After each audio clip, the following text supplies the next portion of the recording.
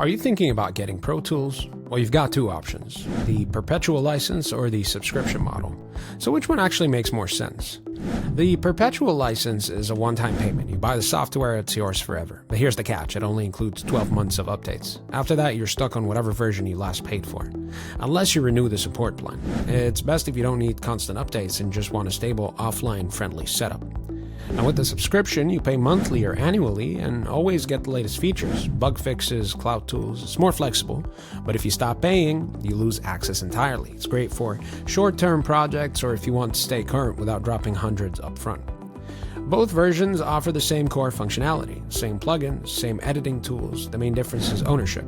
Perpetual gives you long-term access, subscription gives you continuous updates and online tools like AvidLink and Cloud Collab.